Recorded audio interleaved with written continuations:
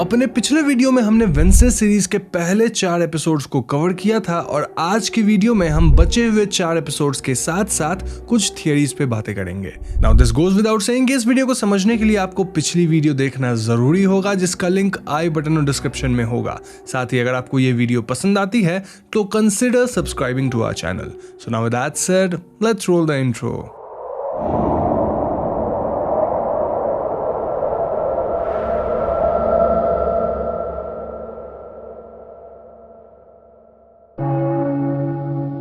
तो 5वें एपिसोड के पहले सीन में हम वेडनेसडे को कंटेम्पलेट करते देखते हैं कि उसके पिता पर कत्ल का इल्जाम क्यों लगा होगा। यहाँ 1990 के रेवन बॉल का सीन आता है, जहाँ स्कूल के ऊपर के फ्लोर पे हम गोमेज एडम्स और गैरेट गेट्स को लड़ते देखते हैं। अचानक गैरेट की लाश ऊपर से नीचे गिरती है और हम गोमेज के हाथ में एक तलवार देखते हैं। ये सीन वीम्स देख लेती है और चिल्लाती है, जिसके बाद पुलिस गोमेज को पकड़कर ले जाती है। हम वीम्स को पुलिस से बात करते देखते हैं, जहाँ वो कहती है कि उसे लगता है कि इन सब के पीछे मोर्टिसिया का हाथ है, क्योंकि गैरेट और गोमेज मोर्टिसिया के लिए ही एक दूसरे से लड़ रहे थे। सीन यहाँ से प्रेजेंट में आता है, जहाँ नेवरमोर अकेडमी में पेरेंट्स वीकेंड ऑर्गेनाइज किया गया है। सारे स्टूडेंट के पेरेंट्स उनसे मिलने आते हैं और मोर्टिसिया, गोमेज और पग्सली वेडनेसडे को देखने के लिए काफी एक्साइटेड लगते हैं। प्रिंसिपल वीम सभी पेरेंट्स को वेलकम करती है और अनाउंस करती है कि यूजीन भी हादसे के बाद रिकवर करने लगा है। ये सुनकर वेडनेसडे काफी इरिटेटेड दिखती है और कहती है कि यूजीन उसकी वजह से ही आज कोमा में है। इस पे एनिड उसे दिलासा देती है कि इन सब में उसकी कोई गलती नहीं है और मॉन्स्टर भी एक हफ्ते से किसी पे अटैक नहीं किया है, which is a good thing.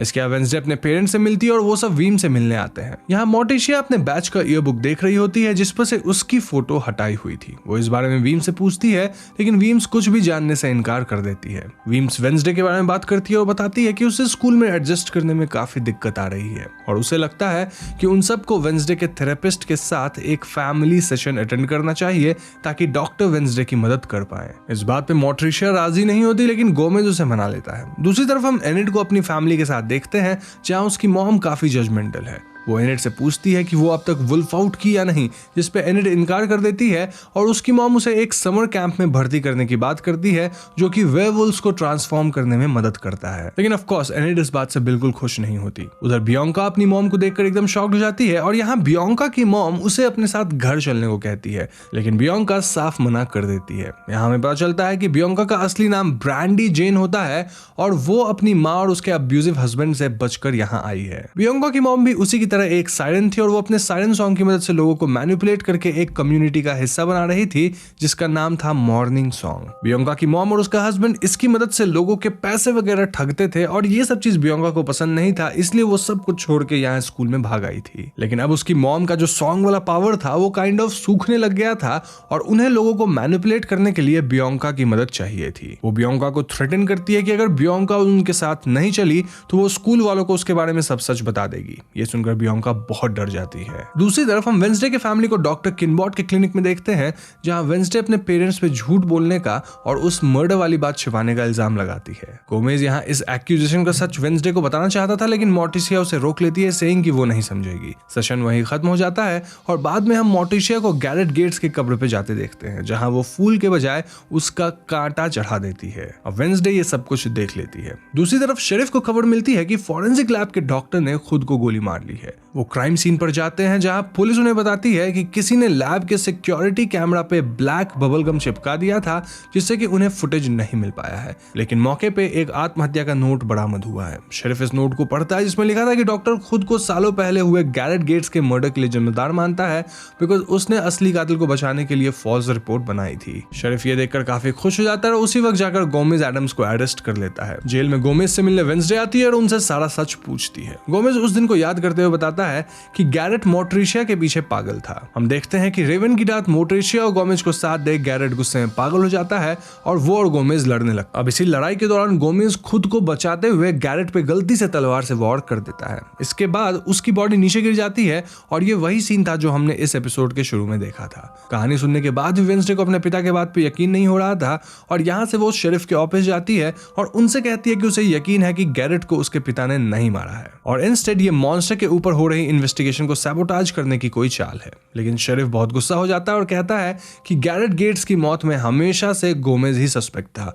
और उसकी इस हरकत के बाद गेट्स परिवार पूरी तरह तबाह हो गया। वो बताता है कि गेट्स की मां खुद को मार ली और उसकी बेटी भी एक सफर के दौरान समुद्र में डूब गई। वेंसडे यहाँ उसे डीएनए रिपोर्ट के बारे में पूछती है और वो बताता है कि डीएनए मैच नहीं हुआ है। यहाँ वो फोरेंसिक लैब में कैमरा पर मिले बबल गम की बात करता है और कहता है कि उसे वेंसडे पे ही शक है, जो सुनकर वेंसडे वहां से चली जाती है। नेक्स्ट सीन में हम पग्सली और वेंसडे को लेक के पास देखते हैं, जहां वो बॉम्ब की मदद से फिशिंग करते हुए नजर आते हैं। पग्सली अपने पिता को लेकर काफी परेशान दिखता है, जहां वेंसडे उसे बताती है कि गोमेज ने कन्फेशन पे साइन कर दिया है, लेकिन वेंसडे को यकीन है कि उसके पिता इनोसेंट है और वो उन्हें बचा कर रहेगी। इसके बाद वो पग्सली से पूछती है कि उनकी मां मोट्रिशिया कहाँ पे है, जिसपे पग्सली कहता है कि उसकी मां ने खुद को बंद करके रखा है। वेंसडे मोट्रिशिया के पास जाती है और वो नाइट शेड्स के सीक्रेट लाइब्रेरी में थी। मोट्रिशिया वेंसडे से पूछती है कि उसने नाइट शेड्स क्यों नहीं ज्वाइन किया, जिसपे वो कहती है कि वो अपनी मां की परछाई बनकर नहीं रहना चाहती। वेंसडे कहती है कि उसने पोए कप जीता, लेकिन उसकी मां ये खिताब 4 बार जीत चुकी थी। उसने फेंसिंग टीम ज्वाइन की, लेकिन मोट्रिशिया अपने टाइम पे इस टीम की कैप्टन रह चुकी है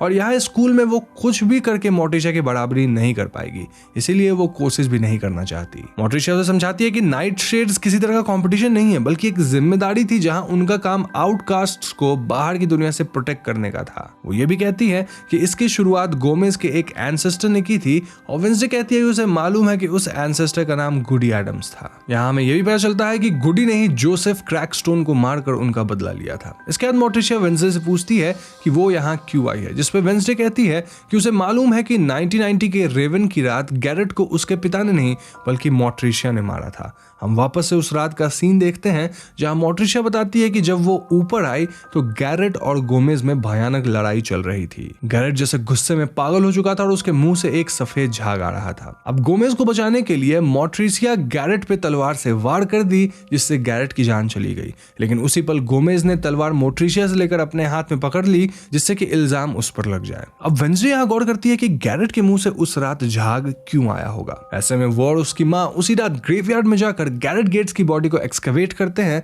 जहां वेंसडे को स्केलेटन की उंगलियां और नाखून पे नीले धब्बे दिखते हैं, प्रूविंग कि 1990 की रात गैरेट पॉइजनिंग से मरा था। वो ये बात अपने पेरेंट्स के साथ शेयर करती है और उन्हें गैरेट की टूटी हुई उंगली दिखाती है। इसी पल वेंसडे को रेवन की रात का विजन आता है। वो देखती है कि गैरेट के पिता उसे जहर की शीशी देते हैं और उसे ऑर्डर देते हैं कि वो पार्टी में ड्रिंक्स में इस पॉइजन को मिला दे, जिससे कि सारे आउटकास्ट्स मारे जाएं। लेकिन गैरेट इंस्टेड गोमेज से लड़ने निकल जाता है, जहां हाथापाई में ये शीशी उसके पॉकेट से फूट जाती है और यही वजह थी कि गैरेट की मौत हुई। तो इसके बाद मोट्रिशिया और वेंसडे मेयर से मिलने जाते हैं और वेंसडे कहती है कि उन्हें इस बारे में सब कुछ मालूम था, फिर भी उन्होंने कोई एक्शन क्यों नहीं लिया। इस पे मेयर बताता है कि गेट्स के फादर कभी भी आउटकास्ट्स या नेवरमोर को पसंद नहीं करते थे और वो इस स्कूल को खत्म करना चाहते थे। जब गेट्स की असली ऑटोप्सी रिपोर्ट सामने आई थी, उस टाइम पे वो खुद शेरिफ थे और उन्होंने इस बात को दबा दिया ताकि जेरिको में शांति बनी रहे। इस पे मोट्रिशिया कहती है कि वो बस एक शर्त पे मेयर के इन्वॉल्वमेंट के बारे में चुप रहेगी, अगर उसके हस्बैंड को पूरी इज्जत के साथ बरी कर दिया जाए। अब मेयर के पास कोई और रास्ता नहीं था, इसलिए वो मान जाते हैं। हम देखते हैं कि गोमेज को आजाद कर दिया जाता है और शेरिफ उससे माफी भी मांगता है। मोट्रिशिया और वेंसडे बातें करते हैं, जहां मोट्रिशिया वेंसडे से उसके विजन्स के बारे में पूछती है। वेंसडे बताती है कि उसे ये विजन्स 1 साल पहले आना शुरू हुए थे और वो उन्हें कंट्रोल नहीं कर पाती। मोट्रिशिया कहती है कि हमारे साइकिक विजन्स इस बात पर डिपेंड करते हैं कि हम कैसे इंसान हैं। वो कहती है कि उन्हें हमेशा से पॉजिटिव विजन्स दिखते हैं, मीनिंग कि वो एक डव है, लेकिन क्योंकि वेंसडे दुनिया को एक डार्कर नजरिए से देखती है, इसीलिए उसके विजन्स पावरफुल और खतरनाक होते हैं, जिसका मतलब है कि वो एक रेवन है। यहाँ वेंसडे पूछती है कि वो इन विजन्स को कैसे कंट्रोल कर सकती है, जिसपे मोट्रिशिया बताती है कि हमारे फैमिली का कोई सदियों पुराना पूर्वज पास्ट से हमें कॉन्टैक्ट करता है और वही हमें इन विजन्स को कंट्रोल करना सिखाता है। इस पर वेंसडे को गुडी की बात याद आ जाती है और वो समझ जाती है कि गुडी ही उसकी मदद कर सकती है। यहाँ मोट्रिशिया वेंसडे को वार्न करती है कि गुडी एक बहुत ही पावरफुल विच थी, लेकिन उसके बदले की भावना ने उसे बर्बाद कर दिया, इसीलिए वेंसडे को संभल के रहना चाहिए। जाने से पहले मोट्रिशिया वेंसडे को 1990 का वो ईयर बुक देती है ताकि वो भी नेवरमोर की हिस्ट्री के साथ कनेक्ट कर सके। वेंसडे इस ईयरबुक के पिक्चर्स देखकर अचानक चौंक जाती है और सीधे प्रिंसिपल वीम्स के पास जाती है। वो वीम्स को 1990 का एक टैलेंट शो के पिक्चर्स दिखाती है जहां वीम्स और मोट्रिशिया ने मिलकर पार्टिसिपेट किया था। वेंसडे कहती है कि वीम्स ने जूलिया गारलैंड का रूप लिया था क्योंकि वो पूरी तरह उसमें बदल गई थी। इसका मतलब ये है कि हार्वेस्ट फेस्टिवल वाली रात रोवन सच में मारा गया था और अब तक रोवन के रूप में वीम्स उन सब के सामने आती रही क्योंकि वो एक शेप शिफ्टर है। ये सब सुनकर वीम्स कहती है कि तुम्हारी बातों पर कोई यकीन नहीं करेगा क्योंकि इस पूरे पूरे प्लानिंग में रोवन की फैमिली खुद शामिल है। वो बताती है कि रोवन अपने टेलीकाइनेटिक शक्तियों को बैलेंस नहीं कर पा रहा था और उसने 2 बार वेंसडे को मारने की कोशिश भी की थी, जिस वजह से उसके पेरेंट्स ने उसकी मौत का सच सामने लाने से इनकार कर दिया। वेंसडे वीम्स को काफी बुरा भला सुनाती है, लेकिन वीम्स कहती है कि उसने जो किया इस स्कूल के रेपुटेशन को बचाने के लिए किया। दूसरी तरफ हम देखते हैं कि एनिड अपनी माँ से समर कैंप में जाने के लिए मना कर देती है और कहती है कि अगर उसे वुल्फ में तब्दील होना है तो वह ऐसे ही हो जाएगी, उसे किसी ट्रांसफॉर्मेशन थेरेपी की जरूरत नहीं है।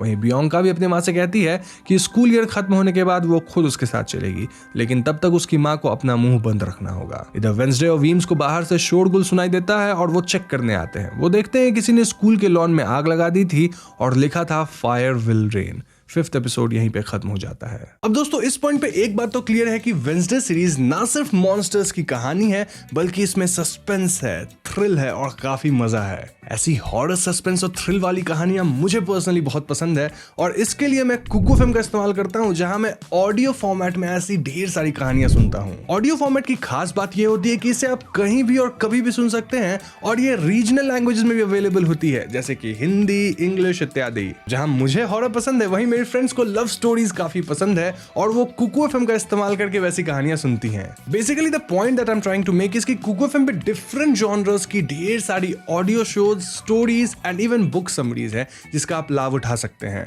और ऐसे भी नया साल आ रहा है, तो इसमें ऑडियो बुक को सुनकर कुछ नई नॉलेज को हासिल करने से बढ़िया और क्या बात हो सकती है। यही वजह है कि मैं हमेशा आपको कुकू एफएम रिकमेंड करता हूं। तो ऐसे में लिंक डिस्क्रिप्शन और पिन कमेंट में है, उस पर क्लिक करो, कुकू एफएम को डाउनलोड करो और हाँ, वहां मेरा कोड HAUNTD50 यानी HAUNT50 का इस्तेमाल करना मत भूलना, ताकि आपको ईयरली सब्सक्रिप्शन पे 50% ऑफ मिल सके। Happy listening.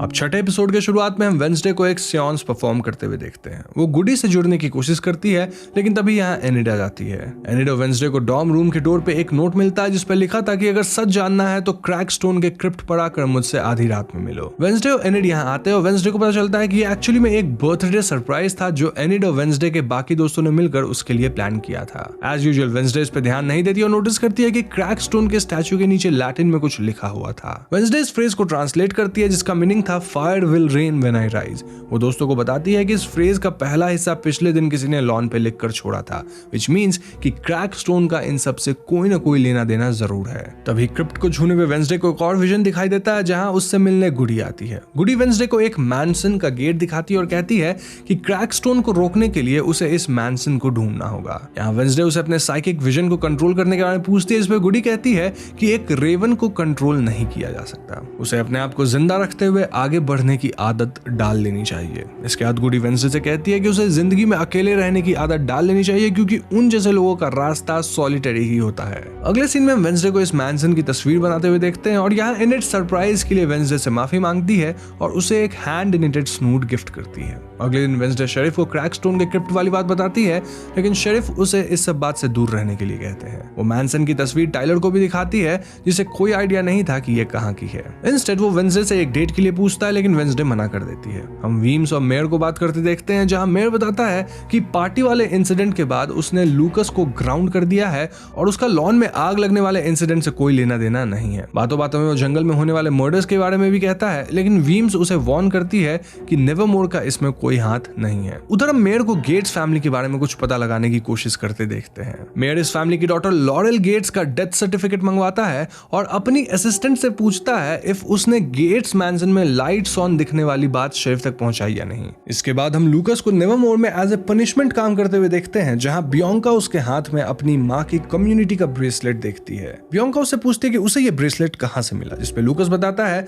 कि उसने मॉर्निंग सॉन्ग ऐप ज्वाइन करा है, क्योंकि इन लोगों का मानना है कि ये उसे सेल्फ हेल्प में मदद कर सकते हैं। बियांका यहाँ लूकस को इस ऐप के बारे में वार्न करती है और इस दौरान उनकी बातचीत होती है। लूकस बियांका के साथ काफी कंफर्टेबल फील करता है और उसे अपने साथ कॉफी पे चलने के लिए पूछता है। अगले सीन में हम वेंसडे को हॉस्पिटल में देखते हैं, जहां वो यूजीन को देखने आई है। वेंसडे यूजीन से माफी मांगती है और गुडी के बारे में बात करती है। तभी वहां डॉक्टर किनबॉट आ जाती है, जो यूजीन के लिए फ्लावर्स वगैरह लेकर आई थी। वेंसडे उनसे यहाँ आने का कारण पूछती है, जिसपे डॉक्टर बताती है कि वो यूजीन के पेरेंट्स की काउंसलिंग कर रही है। यहाँ डॉक्टर वेंसडे से गुडी के बारे में पूछती पूछती है और कहती है कि ये जो भी है वो वेंसडे को ठीक से नहीं जानती, क्योंकि उन्हें लगता है कि वेंसडे एक बहुत अच्छी दोस्त बन सकती है और उसे अकेला नहीं रहना पड़ेगा। लेकिन वेंसडे उनकी बात का जवाब दिए बिना चली जाती है। स्कूल वापस आकर वेंसडे गुडी का दिखाया हुआ गेट और मैनसन की पिक्चर जेवियर को दिखाती है और जेवियर कहता है कि ये पेंटिंग गेट्स मैनसन की है। तभी वेंसडे जेवियर के पास अपने पहले रात की चेलो बजाने वाली पेंटिंग देखती है। जेवियर बताता है कि डांस वाली रात के बाद वो वेंसडे को पूरी तरह भूलना चाहता था,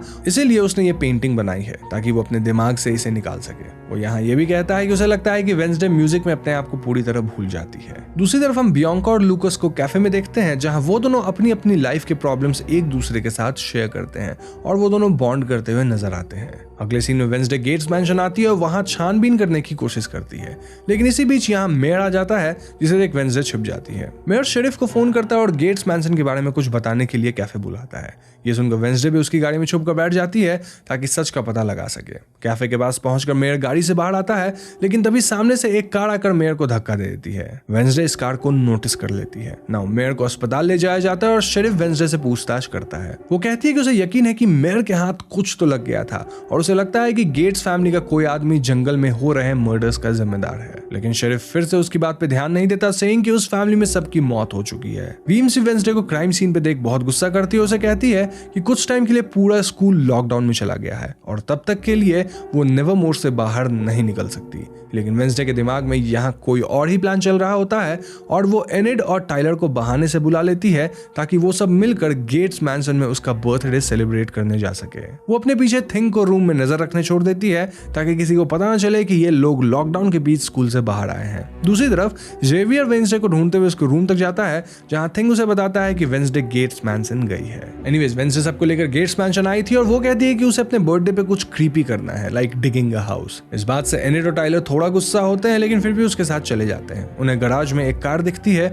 जो वही थी जिसने उस रात मेयर को धक्का दिया था। ये देख एनिड टाइलर के फादर शेरिफ को बुलाने की बात करती है, लेकिन वेंसडे ध्यान नहीं देती। अंदर उन्हें एक बुक केस के पीछे एक हिडन अल्टर मिलता है जहां क्रैक स्टोन की पेंटिंग लगी हुई थी। यहाँ वही फ्रेज लिखा हुआ था जो वेंसडे ने क्रैक स्टोन के क्रिप्ट पर भी देखी थी। वो नोटिस करती है कि यहाँ कैंडल वैक्स अभी भी ताजा था, विच मीन कि किसी ने अभी अभी यहाँ प्रेयर्स किया था। इसके बाद टाइलर नीचे का एरिया खाने में लग जाता है और एनिड और वेंसडे ऊपर के फ्लोर्स चेक करते हैं। ऊपर एनिड को एक कमरा साफ सुथरा मिलता है, एज इफ वहां कोई रह रहा हो। वो वेंसडे को ये रूम दिखाती है जहां फ्लावर्स वगैरह के अलावा एक म्यूजिक बॉक्स भी थी जिस पर LG लिखा हुआ था। एनिड वेंसडे से पूछती है कि LG का यहाँ क्या मतलब है और वेंसडे बताती है कि ये गेट्स फैमिली की बेटी और गैरेट की बहन लॉरा गेट्स के इनिशियल है। अब वो ये सब देख ही रहे होते हैं कि पीछे से उन्हें एक आवाज सुनाई देती है। टाइलर उन्हें आवाज लगाता है कि मॉन्स्टर यहाँ आ गया है। इससे पहले कि एनिड और वेंसडे कुछ समझ पाते, ये मॉन्स्टर उन पे अटैक कर देता है। अपनी जान बचाते हुए एनिड और वेंसडे एक एलिवेटर के थ्रू ग्राउंड फ्लोर की तरफ भागते हैं, जहां to their utter surprise Wednesday देखती है कि मॉन्स्टर के विक्टिम्स के बॉडी पार्ट्स वगैरह रखे हुए थे। वो समझ जाती है कि मॉन्स्टर को कंट्रोल करने वाला इंसान और कोई नहीं बल्कि लॉरा गेट्स यानी कि एल गेट्स ही है। तभी मॉन्स्टर यहाँ भी आ जाता है और एनिड और वेंसडे किसी तरह भाग निकलते हैं। बाहर उन्हें केव के पास टाइलर मिलता है जिसे मॉन्स्टर ने जख्मी कर दिया था और तभी यहाँ जेवियर भी आ जाता है, जिसे यहाँ देख वेंसडे का शक और बढ़ जाता है। अगले सीन में हम वेंसडे टाइलर और जेवियर को टाइलर के घर पर देखते हैं जहां वो उसकी मरहम पट्टी करती है। इसी वक्त यहाँ शेरिफ आ जाते हैं जो वेंसडे को सबकी जान मुश्किल में डालने के लिए डांटते हैं। वेंसडे उन्हें ग्राउंड फ्लोर पे मिले बॉडी पार्ट्स के बारे में बताती है, लेकिन शेरिफ को वहां कुछ नहीं मिलता और वो उन सबको वापस स्कूल ले जाते हैं। वो वेंसडे को टाइलर से दूर रहने के लिए भी कहते हैं। स्कूल में प्रिंसिपल वीम्स फिर से वेंसडे पे गुस्सा करती हैं, लेकिन वेंसडे अपनी बात प्रूव करने के लिए उन्हें रोविन की वो पेंटिंग दिखाती है और कहती है कि अगर उसे किलर को ढूंढने का मौका नहीं मिला तो जोसेफ क्रैकस्टोन नेवरमोर एकेडमी को खत्म कर देगा। वो ये भी कहती है कि रोविन की मां के अनुसार इस स्कूल का अंत उसके हाथों लिखा है, लेकिन उसे ऐसा लगता है कि इस पेंटिंग में वो इस स्कूल को बचा रही है। ये सुनकर वीम्स उसे एक आखिरी मौका देने को तैयार हो जाती है और इसके बाद वेंसडे वापस अपने रूम में जाती है जहां वो एनिड को सामान पैक करते हुए देखती है। एनिड वेंसडे को आज रात के लिए बहुत उल्टा सीधा बोलती है और कहती है कि वो एक ऐसे इंसान के साथ नहीं रहना चाहती जिसे अपने अलावा किसी और की फिक्र नहीं है। एनिड के जाने के बाद वेंसडे काफी दुखी हो जाती है और याद करती है कि गुडी ने उसे कहा था कि वो हमेशा अकेली ही रहेगी। इसके बाद वो उस म्यूजिक बॉक्स को निकालती है जो उसे गेट्स मैनसन में मिला था। इस बॉक्स के अंदर वेंसडे के कई फोटोज थे जो किसी ने उसे स्टॉक करते हुए खींचा था। वो डिसाइड करती है कि वो असली मॉन्स्टर का पता लगा के रहेगी। वहीं दूसरी तरफ हम देखते हैं कि कोई मेयर को मार डालता है। 6वां एपिसोड यहीं पे खत्म होता है। तो 7वें एपिसोड की कहानी मेयर के फ्यूनरल पे शुरू होती है, जहां वेंसडे जंगल के बीचों बीच किसी को खुद पे नजर रखते हुए देखती है। वो इस आदमी का पीछा करती है जो उसके अंकल फेस्टर होते हैं। फेस्टर और वेंसडे काफी क्लोज हैं और फेस्टर अभी अभी बॉस्टन से कोई क्राइम कमिट करके भागा है जिससे कि उसे छुपने की जगह चाहिए। वेंसडे उन्हें यूजीन के बी हाउस ले जाती है और फेस्टर उसे मॉन्स्टर के बारे में पूछता है। वेंसडे उसे उसकी तस्वीर दिखाती है जो देखकर फेस्टर कहते हैं कि ये एक हाइड है। अंकल फेस्टर यहाँ कहते हैं कि उन्होंने 1983 में एक ज्यूरिक इंस्टीट्यूट में इसे पहली बार देखा था। उनके मुताबिक हाइड्स में नेक्रोफिलिया के प्रति ऑब्सेशन होता है। यहाँ मैं बता दूं कि नेक्रोफिलिया का मतलब यहाँ डेड बॉडीज की तरफ अट्रैक्शन होता है। खैर वेंसडे यहाँ बताती है कि नेवरमोर में किसी हाइड के बारे में कुछ नहीं लिखा है, लेकिन अंकल फेस्टर कहते हैं कि उसे नेवरमोर के फाउंडर फॉकनर की डायरी पढ़नी चाहिए क्योंकि ये स्कूल शुरू करने से पहले उसने दुनिया के हर आउटकास्ट कम्युनिटी के बारे में रिसर्च की थी। फेस्टर उसे यह भी बताता है कि वो डायरी नाइट शेड्स लाइब्रेरी में छुपा के रखी गई है। तो अगली रात वेंसडे नाइट शेड्स लाइब्रेरी में दाखिल होती है जहां उसका सामना जेवियर से होता है। यहाँ जेवियर और वेंसडे की बहस हो जाती है, जहां जेवियर कहता है कि वेंसडे उस पर भरोसा करना ही नहीं चाहती है और वेंसडे सीधा बोल देती है कि आज तक मॉन्स्टर को लेकर जो भी हादसे हुए हैं उसमें जेवियर आसपास ही रहा है, इसलिए वो उस पर भरोसा नहीं कर सकती। इसके बाद जेवियर वहां से चला जाता है और फेस्टर और वेंसडे एक हिडन लॉकर से फॉकनर की डायरी निकालते हैं। इस डायरी में वेंसडे हाइड्स के बारे में पढ़ती है जहां उसे काफी इंफॉर्मेशन मिलता है। तो बेसिकली हाइड्स एक तरह के आउटकास्ट मॉन्स्टर होते हैं जो कि नॉर्मल इंसानों की तरह ही दिखते हैं। उनकी आर्टिस्टिक स्किल्स काफी अच्छी होती है और उन्हें हिप्नोटाइज या फिर केमिकल वगैरह इंड्यूस करके ही अनलॉक किया जा सकता है। अनलॉक किए जाने पर हाइड्स अपने मास्टर के प्रति बहुत वफादार हो जाते हैं और उनका हर कहा मानते हैं। ये सारे डिस्क्रिप्शन जानकर वेंसडे को जेवियर पे और भी शक हो जाता है। नेक्स्ट सीन में वेंसडे को जेवियर का पीछा करते देखते हैं जहां वो डॉक्टर किनबॉट से मिलने जाता है। वो उनसे कहता है कि उसने सपने में उन्हें मरते देखा है और डॉक्टर किनबॉट जेवियर से सीक्रेटली मिलती है, जो बात वेंसडे को काफी वियर्ड लगती है। इसके बाद वेंसडे प्रिंसिपल वीम्स के पास डॉक्टर किनबॉट के बारे में बात करने जाती है क्योंकि उसे कहीं ना कहीं लग रहा था कि डॉक्टर किनबॉट हिप्नोसिस के जरिए जेवियर को कंट्रोल कर रही हैं। लेकिन प्रिंसिपल के ऑफिस में डॉक्टर पहले से ही मौजूद होती है और वेंसडे के थेरेपी सेशन के बारे में बात करने लगती है, जिससे वो कुछ नहीं कह पाती। इसके बाद वेंसडे अंकल फेस्टर को लेकर कैफे वेदरवेन जाती है जहां टाइलर उसे हाइड के बारे में पढ़ते देख लेता है। वो टाइलर को इस बारे में बताती है और इसी बीच यहाँ शेरिफ भी आ जाते हैं जो फेस्टर को एक बैंक रॉबरी केस में ढूंढ रहे होते हैं। फेस्टर अब तक गायब हो चुका था और टाइलर इस बारे में अपने पिता से कुछ नहीं कहता। वो वेंसडे को फिर से डेट के लिए पूछता है और उसे क्रैकस्टोन क्रिप्ट के पास बुलाता है। दूसरी तरफ एनिड मिस थॉर्नहिल से कहकर अपना रूम परमानेंटली शिफ्ट करवा लेती है, जिससे कि वेंसडे काफी दुखी होती है लेकिन कुछ भी नहीं कहती। उस रात वो थिंग को उस डायरी पे नजर रखने कहकर टाइलर से मिलने जाती है जहां टाइलर ने उसके लिए एक रोमांटिक मूवी डेट अरेंज की थी। इस दौरान वो लोग क्लोज जाते हैं लेकिन बीच में शेरिफ फेस्टर को ढूंढते हुए वहां पहुंच जाता है। वेंसडे यहाँ से निकल जाती है और वापस अपने डॉम आती है। डॉम रूम की हालत काफी खराब थी और किसी ने थिंग पे भी चाकू से हमला कर दिया था। फॉकनर की डायरी भी गायब होती है और वेंसडे थिंग को लेकर अंकल फेस्टर के पास जाती है जो कि किसी तरह उसे रिवाइव करते हैं। वेंसडे कसम खाती है कि वो हाइड और उसके मास्टर को सजा दिलवा के रहेगी और फेस्टर को सुबह तक निकल जाने को कहती है बिकॉज शेरिफ उसे ढूंढ रहा था। तो इसके बाद वेंसडे वीम्स के पास जाती है और उनसे हाइड्स के बारे में पूछती है। वीम्स बताती है कि हाइड्स बहुत अनप्रेडिक्टेबल और वायलेंट आउटकास्ट्स होते हैं जिस वजह से उन्हें 30 साल पहले नेवरमोर से बैन कर दिया गया था। हमें यहाँ पता चलता है कि वीम्स हमेशा से जानती थी कि जंगल में जो मॉन्स्टर है वो एक्चुअली में एक हाइड है, लेकिन वो इस बारे में किसी से कुछ नहीं कहती बिकॉज वो नेवरमोर को बचाना चाहती थी। लेकिन वेंसडे उन्हें अब तक हुए सारे कत्लों का जिम्मेदार ठहराती है और वहां से गुस्से में निकल जाती है। बाहर वेंसडे को बियॉन्का मिलती है जो उसे मेयर की मौत के बारे में कुछ बताना चाहती है। बियॉन्का और वेंसडे नाइट शेड्स की लाइब्रेरी में आते हैं और यहाँ मेयर का बेटा लूकस उन्हें बताता है कि मरने से कुछ दिन पहले मेयर लॉरेल गेट्स के बारे में पता लगाने की कोशिश कर रहे थे क्योंकि अपेरेंटली उसकी डेड बॉडी कभी मिली ही नहीं थी। वेंसडे और बियॉन्का कंक्लूड करते हैं कि लॉरेल वापस आ गई है ताकि वो अपनी फैमिली के मर्डर्स का बदला ले सके। लूकस वेंसडे से पूछता है इफ शी नोज कि लॉरेल कहाँ है और वेंसडे डॉक्टर किनबॉट के ऑफिस पहुंचती है। यहाँ पहुंचकर वेंसडे डॉक्टर किनबॉट को वो म्यूजिक बॉक्स देती है और उन्हें अब तक के मर्डर्स के लिए अक्यूज करती है। वो कहती है कि उसने ही जेवियर को अनलॉक किया है और उसकी मदद से वो सारे मर्डर्स करती आई है। डॉक्टर यहाँ कुछ समझ नहीं पाती और बहुत गुस्सा हो जाती है। वो कहती है कि वो वेंसडे को ट्रीट करने में फेल हो गई हैं और जज को फोन करने की बात करती है बिकॉज उनके हिसाब से वेंसडे को असाइलम में रखा जाना चाहिए। ये सुनकर वेंसडे यहाँ से चली जाती है और डॉक्टर प्रिंसिपल वीम्स को फोन लगाती है, लेकिन तभी यहाँ हाइड आ जाता है और डॉक्टर किनबॉट को मार डालता है। नेक्स्ट सीन में हम शेरिफ, वेंसडे और प्रिंसिपल को हॉस्पिटल में देखते हैं जहां डॉक्टर किनबॉट की मौत हो चुकी है। वेंसडे इन सब का अंत करना चाहती है इसलिए वो जेवियर के पास जाती है। वो जेवियर से पूछती है कि वो कब से डॉक्टर किनबॉट का इलाज में रहा है, जिस पे जेवियर कहता है कि उसे थेरेपी की जरूरत थी। यहाँ वेंसडे उसे डॉक्टर किनबॉट के सीक्रेट सेशन के बारे में पूछती है लेकिन जेवियर अपसेट हो जाता है क्योंकि वो उस पर स्पाई कर रही थी। नाउ वेंसडे उसे डॉक्टर किनबॉट के मर्डर को डिपिक्ट करती हुई पेंटिंग उसे दिखाती है और उसे पूछती है कि उसे ये सब कैसे मालूम था। अचानक वेंसडे कहती है कि अगर तुम हाइड नहीं हो तो मर्डर विक्टिम्स के सबूत यहाँ कैसे आए, और तब वो जेवियर को यूजीन के ग्लासेस, रोवन का इनहेलर और डॉक्टर किनबॉट का नेकलेस उसी के स्टूडियो में रखा दिखाती है। जेवियर ने देखकर शॉक्ड हो जाता है और कहता है कि ये सब उसका नहीं और किसी ने उसे फंसाने की कोशिश की है। तभी वहां पुलिस आ जाती है और जेवियर को पकड़ लेती है। जेवियर समझ जाता है कि उसके साथ ये सब वेंसडे ने किया है और वो कहता है कि उसे कभी भी वेंसडे की जान नहीं बचानी चाहिए थी। पुलिस इसके बाद उसे लेकर चली जाती है और इस इंसिडेंट के बाद वेंसडे देखती है कि एनिड वापस आ गई और वो दोनों अपने अपने डिफरेंसेस सॉर्ट कर लेते हैं। एनिड यहाँ वेंसडे से टाइलर के डेट के बारे में पूछती है और वेंसडे उसी वक्त टाइलर से मिलने जाती है। इस पूरे इंसिडेंट के बाद वेंसडे टाइलर अपने रिश्ते को एक मौका देना चाहती थी और वो उसे किस करती है, लेकिन तभी उसे एक विजन दिखाई देता है जहां वो डॉक्टर किनबॉट की मौत देख लेती है। उस विजन में वेंसडे टाइलर को मॉन्स्टर के रूप में देखती है और रियलाइज करती है कि ऑल दिस वाइल हाइड कोई और नहीं बल्कि टाइलर था। वो पूरी तरह शॉक्ड हो जाती है और वहां से बिना कुछ बोले निकल जाती है।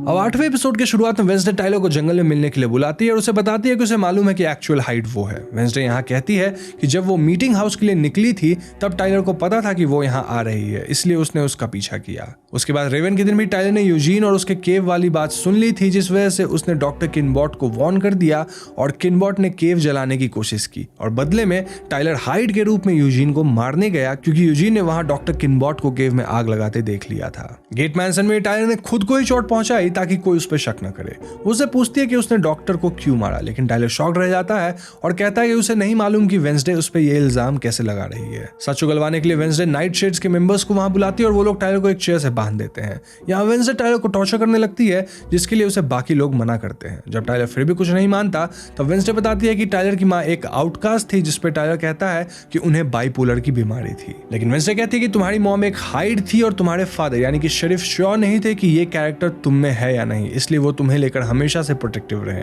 इसी बीच बाकी लोग सारी बातें वीम्स को बता देते हैं और वीम्स पुलिस वगैरह को लेकर आ जाती हैं। दूसरी तरफ हम शेरिफ को टाइलर की थेरेपी टेप सुनते हुए देखते हैं, जहां डॉक्टर किनबॉट कहती है कि टाइलर काफी कोल्ड और डिटैच्ड बिहेव करने लगा है और उन्हें लगता है कि अपनी मां की मौत ने टाइलर को काफी डीप साइकोलॉजिकल जख्म दे दिए हैं। बाद में वेंसडे शेरिफ को कन्फ्रंट करती है, सेइंग कि उन्हें मालूम था कि उनका बेटा ही हाइड है, लेकिन फिर भी उन्होंने कुछ नहीं किया। लेकिन शेरिफ कहता है कि मॉन्स्टर जेवियर है और उसका सबूत उन्हें मिल चुका है। प्रिंसिपल वीम्स वेंसडे को लेकर जाने लगती हैं, लेकिन जाने से पहले टाइलर एक आखिरी बार उससे बात करने आता है। वो वेंसडे से कहता है कि उसे मालूम है कि वही हाइड है। वो ये भी कहता है कि उसने ये सब जब शुरू किया था तब उसे कुछ भी याद नहीं रहता था, लेकिन अब वो इन मर्डर्स को एंजॉय करने लगा है। वो उसे वार्न करता है कि कुछ बहुत बुरा होने वाला है, जिसे रोकने के लिए वो कुछ नहीं कर पाएगी। तो अगले सीन में हम वेंसडे को प्रिंसिपल के ऑफिस में देखते हैं, जहां वीम्स उसे स्कूल से निकाल देती है। वेंसडे उन्हें समझाने की कोशिश करती है कि रियल हाइड टाइलर है, लेकिन वीम्स उसकी बात पर यकीन नहीं करती और उसे अपने दोस्तों को गुड बाय कहने को कहती है। इसके बाद वेंसडे जेवियर से मदद लेने जाती है, लेकिन जेवियर भी वेंसडे को हर चीज का जिम्मेदार मानता है।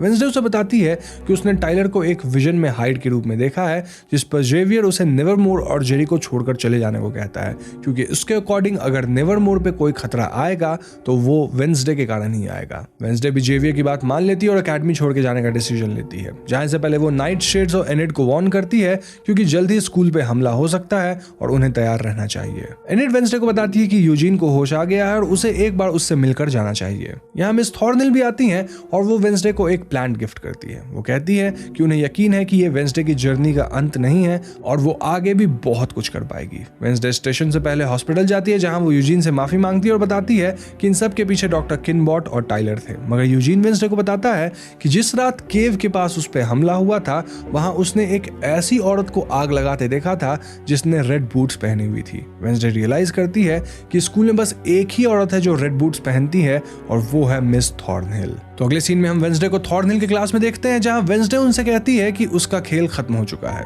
वेंसडे उसे उसके असली नाम लॉरा गेट्स यानी एल गेट्स से पुकारती है और कहती है कि बचपन में उसके पिता ने उसे जेरिको के बारे में सारी बातें बताई थी, जिस वजह से उसे मालूम था कि टाइलर की मॉम फ्रांसिस एक हाइड थी। इसी बात का फायदा उठाते हुए उसने टाइलर को एक प्लांट बेस्ड केमिकल से अनलॉक किया और उसका इस्तेमाल लोगों को मारने के लिए किया। तभी वहां टाइलर भी आ जाता है और थॉर्नहिल अपने असली रूप में आ जाती है। वो टाइलर को वेंसडे को खत्म करने के लिए बोलती है, सेइंग कि ये वही लोग हैं जिसने उसकी माँ को मारा था। लेकिन टाइलर यहाँ वीम्स के रूप में बदल जाता है, जहां हमें मालूम होता है कि प्रिंसिपल वीम्स सच पता करने के लिए वेंसडे के साथ आई थी। वो थॉर्नहिल को उसके कर्मों के लिए कन्फ्रंट करती है, लेकिन थॉर्नहिल उसे मार डालती है। उसके बाद वो वेंसडे को वहां से पकड़ के ले जाती है और ये सब थिंग देख लेता है। उधर एनिड और एजेक्स को यूजीन का वीडियो कॉल आता है, जहां यूजीन उसे बताता है कि असली मास्टर मिस थॉर्नहिल है। थिंग भी सारी बातें एनिड को बता देता है और हम देखते हैं कि मिस थॉर्नहिल या लॉरा गेट्स टाइलर के साथ वेंसडे को क्रैकस्टोन के क्रिप्ट तक लेकर आए हैं और उसे वहां बांध देते हैं। एल गेट्स कहती है कि उसकी फैमिली हमेशा से जोसेफ क्रैकस्टोन के ओरिजिनल ब्लड लाइन को बिलोंग करती थी।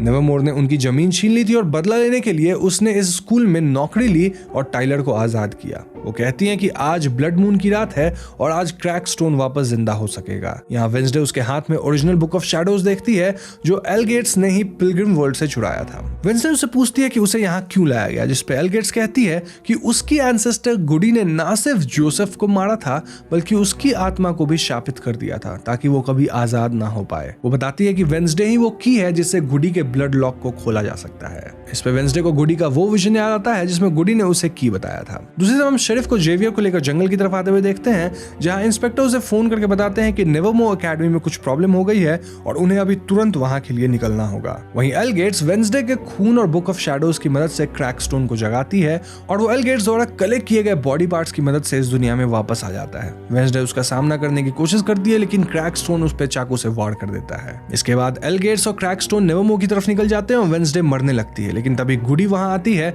और वेंसडे से कहती है कि अभी तक उसके मरने का वक्त नहीं आया है। वो वेंसडे से कहती है कि जोसेफ को मारने के लिए उसे उसके दिल पे तलवार चलानी होगी। वेंसडे कहती है कि वो खुद अब मरने के कगार पे है, लेकिन गुडी उसे बताती है कि मोर्टिशिया का दिया नेकलेस एक पावरफुल तलिस्मन है जिसके थ्रू वो वेंसडे की जान बचा पाएगी। इसके बाद गुडी वेंसडे के थ्रू पास करके उसके जख्म भर देती है। दूसरी तरफ एनिड नाइट शेड्स को स्कूल के सारे स्टूडेंट्स को सावधान कर देने बोलती है और खुद थिंग के साथ वेंसडे को ढूंढने निकल जाती है। शेरिफ बीच रास्ते गाड़ी को रोककर टाइलर को ट्रैक करने लगते हैं जो वहीं आसपास था। वेंसडे क्रिप्ट से बाहर निकलती है जहां उसे टाइलर मिल जाता है और वो वेंसडे पे हमला कर देता है, लेकिन तभी एनिड फाइनली वुल्फ आउट करती है और वेयरवुल्फ में तब्दील हो जाती है। वेंसडे को बचाती है और हाइड से लड़ने लगती है। हाइड यहाँ एनिड को ओवरपावर करने लगता है, लेकिन तभी शेरिफ आकर उस पर गोली चला देते हैं।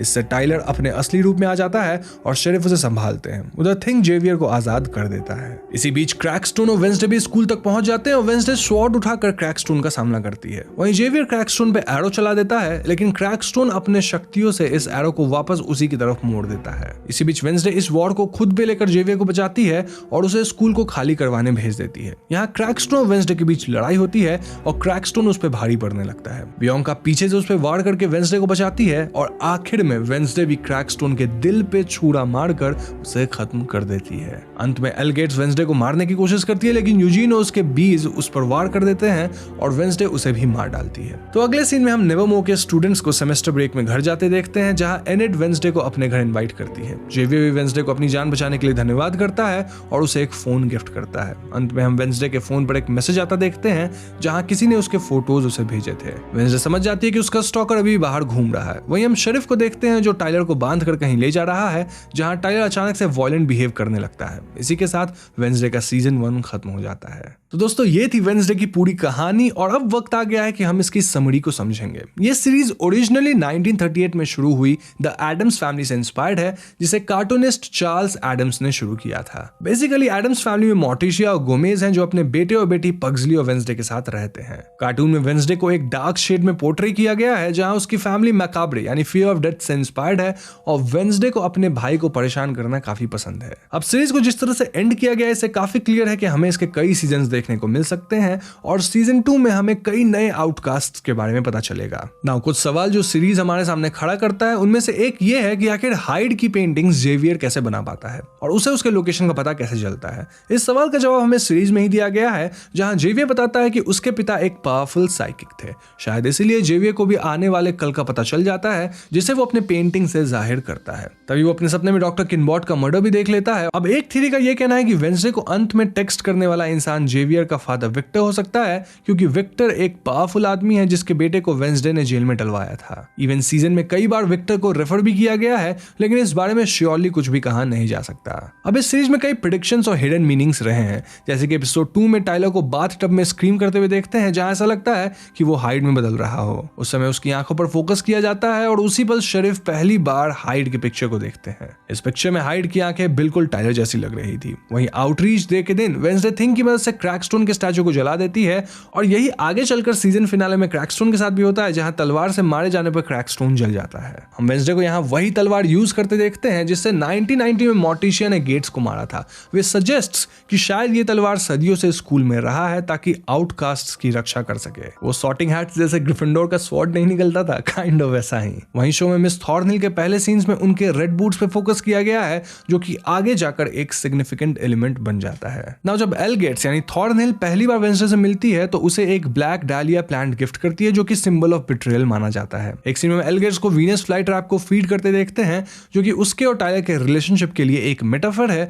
जहां वो टाइलर के ट्रॉमा का इस्तेमाल अपने फायदे के लिए कर रही है। अब नेवरमोर एकेडमी के सारे स्पीसीज के बारे में मैंने आपको पहले ही बता दिया है, जहां देखा जाए तो सबसे ज्यादा पावरफुल साइरेंस ही हैं। अब ऐसे तो हाइड्स काफी ताकतवर है, लेकिन उन्हें उनके पावर पे कंट्रोल ही नहीं है। लेकिन साइरेंस अपने मैनिपुलेशन टेक्निक से बिना किसी प्रॉब्लम के लोगों को कंट्रोल कर सकते हैं, और उम्मीद की जा रही है कि दूसरे सीजन में इस बारे में और डिटेल्स पता चलेगी। तो यहाँ मैंने most of the common questions को आंसर कर दिया है एंड डिटेल्स को भी एक्सप्लेन कर दिया है। आप लोगों ने कहा था लाइव पे मत करो, वीडियो में ही कर दो, तो मैंने कर दिया है, बट स्टिल अगर आपके मन में कोई डाउट है तो कमेंट्स में लिख दीजिए, मैं उसे वहां क्लियर कर दूंगा। तो बस आज की वीडियो में इतना ही। वीडियो पसंद आई तो लाइक और शेयर जरूर कीजिएगा, और यहाँ मैं आपको फिर से याद दिला दूं कि डिस्क्रिप्शन और पिन कमेंट में दिए गए पहले लिंक पर क्लिक करके आपको QFM को जरूर डाउनलोड कीजिए, और वहां आप मेरा कोड HAUNTT50 यानी कि HAUNT50 का इस्तेमाल कीजिए to get 50% off on yearly subscription. यहाँ से पहले हमारे चैनल हॉन्टिंग ट्यूब को सब्सक्राइब करके बेल आइकन को जरूर दबा दीजिएगा, क्योंकि हम अपने चैनल पे ऐसे वीडियोस लाते रहते हैं। पीस।